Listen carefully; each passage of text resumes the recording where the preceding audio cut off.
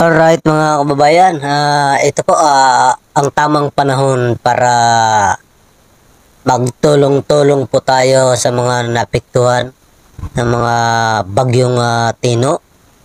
Dahil magmula sa Cebu, Negros Island, sa mga Kabisayaan, doon sa mga sa Negros na lang. Kitang-kita po natin sa video kung paano po sila, grabe, kikilabutan po talaga kayo kapag makikita ninyo ang sitwasyon. Lalo-lalo na kung ikaw mismo ang nandoon. Talagang ang dasal mo doon, mga kababayan, wala na. Nakakalungkot dahil sa mga nangyari. Matindi yung bagyong Tino. Sa palagay ko nga, mas matindi pa ito sa bagyong Undoy. Itong naranasan natin mga babayan, no? Kasi may mga video talaga na parang parang pinarusahan. Parang pinarusahan po tayo ng ating Panginoon, mga babayan. Alright. Ang pag-usapan po natin, karugtong po ito sa sinasabi ni Bato de la Rosa. Ayan po. Ayan po, mababayan yung sinasabi ni Bato de la Rosa, no? Na patungkol nga dito sa sinasabi niya dito na hindi ipal. Wait lang. Ayan, sinasabi po niya hindi ipal ang tumulong sa mga nasalanta ng mga lindol. Totoo naman yun. Ayan totoo naman yan. Hindi talaga ipal po ang tumulong. Mas lalong kailangan po natin ngayon ng tulong. Kailangan po natin magkaisa ngayon, lalong-lalo na sa mga katulad ninyong mayayaman, na mga politiko na, di ba? Milyon-milyon ang inyong yaman, bilyon pa nga. Mas lalo po natin higit na magkaisa ngayon para sa mga kababayan natin. Kaya lang naman na nababas ito si Bato de la Rosa sa kanyang pagtulong at sinasabihan po siya na ipal.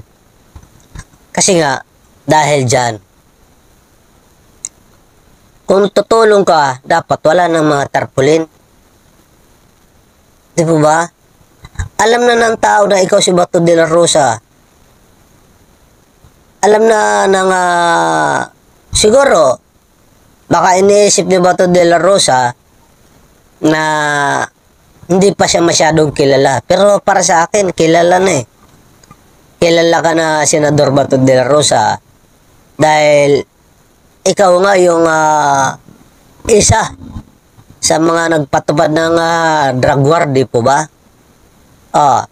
Kaya ka nasasabihin na ipal dahil sa mga tarpaulin na yan na ganyang kalalaki.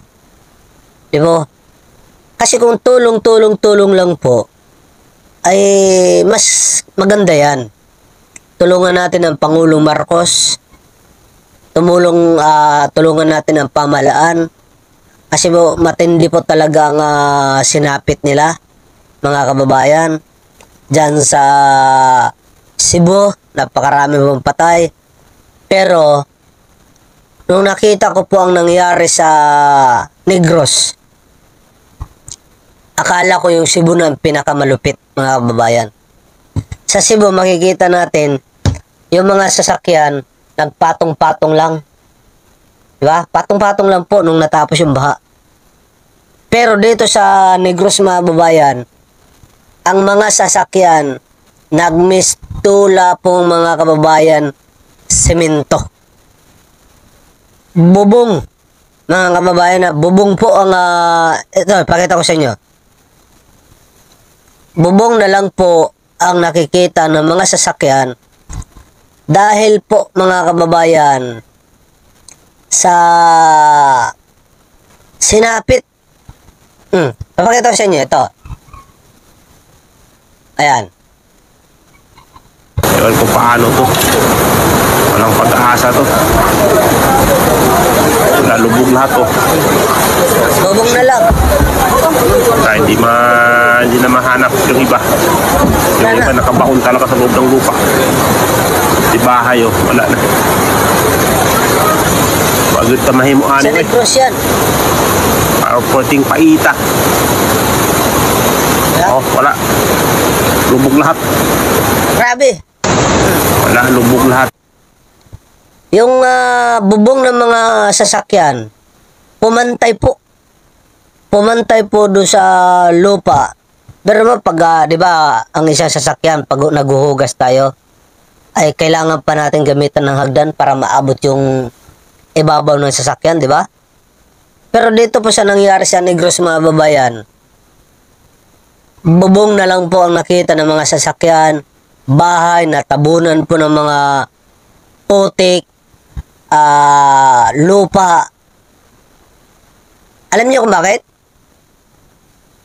Ngayon ko napatunayan na dahil ito sa mining. Dahil sa mga mining na yan, kayo mga politiko, mga putang ina nyo, dahil sa mining na yan, kaya ang nahirapan yung mga kababayan ninyo. Diba? Kitang-kita po na yung mining na yan sa kabundukan ay pumasok po, tinangay po ng tubig, kaya napunta sa kapatagan yung mga hinukay ninyong mga politiko kayo. Ito yun. Kung bakit natabunan yung mga bahay, kung bakit ang mga bato, mga troso ay inanod, pati mga graba, di ba? Dahil sa mining na yan na pinabayaan po noong panahon ni Digong, kasi ginamit ninyo ang inyong kapangyarihan, kayo mga putang ina nyo, ginamit ninyo ang inyong kakurapan para maghukay na maghukay sa kabundukan, at ito na nga po yun ang nangyari. Katulad na lang mga babae sa Cebu. Sa Cebu ninyo kinuha yung lintik na dolomite na yan, yung mga buhangin na dolomite na yan.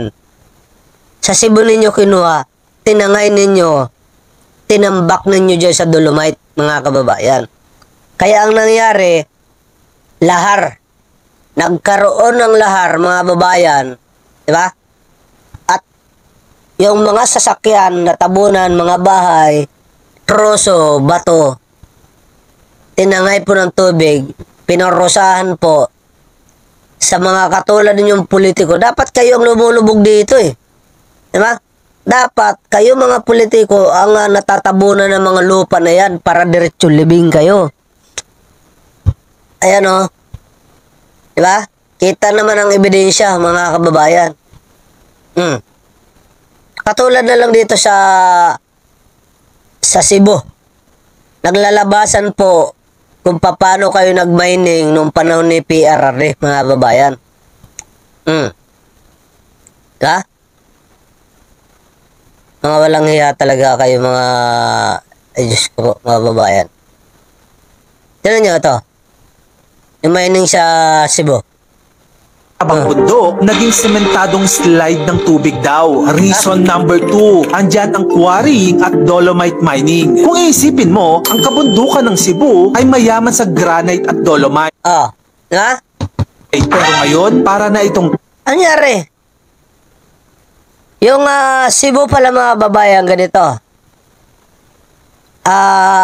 Nag-mining, hinukay yung mga kabundukan, tapos yung buhangin, dinala sa dolomite.